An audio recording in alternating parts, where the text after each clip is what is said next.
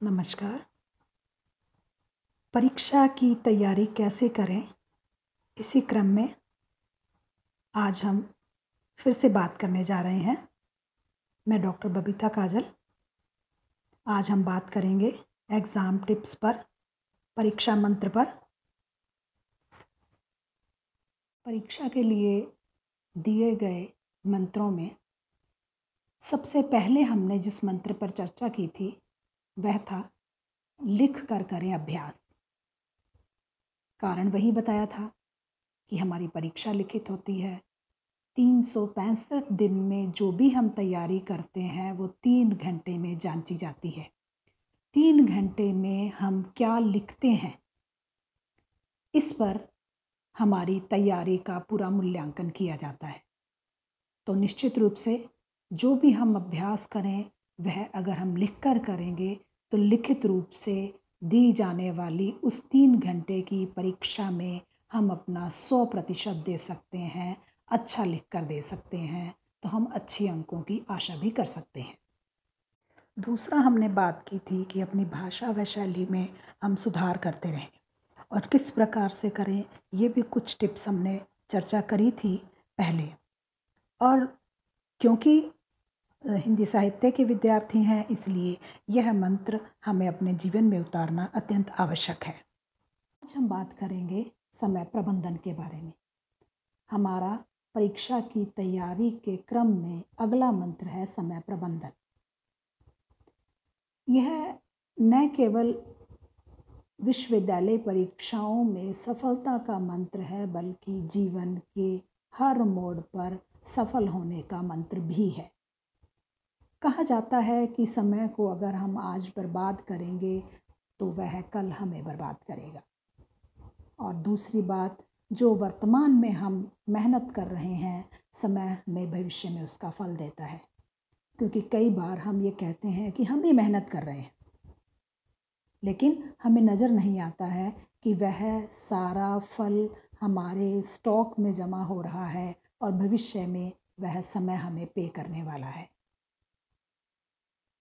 और मेरा मानना ये भी है कि समय ही भाग्य है, क्योंकि समय अच्छा है तो हम भाग्यशाली हैं, समय बुरा है तो हम दुर्भाग्यशाली बन जाते हैं।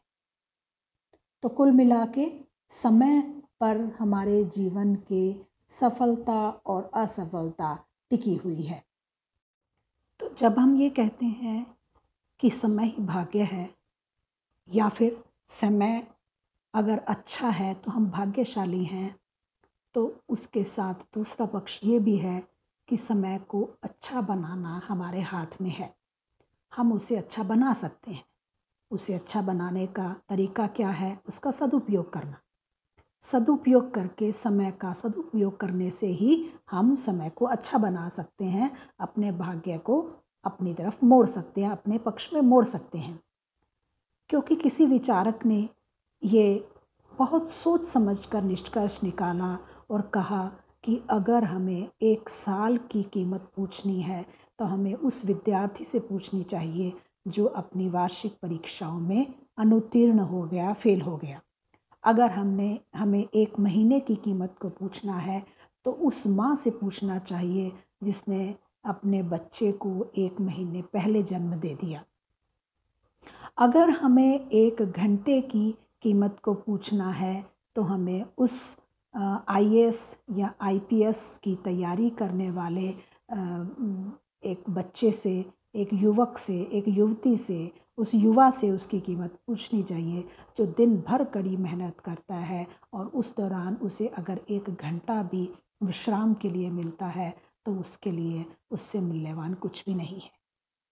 अगर हमें 1 दिन की कीमत को पता करना है तो हमें उस मज़दूर से पूछना चाहिए जिससे अगर 1 दिन की भी दिहाड़ी नहीं मिलती है, 1 दिन का भी काम नहीं मिलता है, तो उसके घर में चूल्हा नहीं जलता है, उसका परिवार भूखा रहता है। इसी तरह से अगर हमें 1 मिनट का अंदाज़ा लगाना है कि 1 मिनट कितना कीमती होता है, तो हमें उस रेलवे स्टेशन पर खड़े जो यात्री है उससे पूछना चाहिए जिसकी ट्रेन उसके सामने सामने इसलिए गुजर गई क्योंकि वो 1 मिनट के से देरी पर प्लेटफॉर्म पर पहुंचा।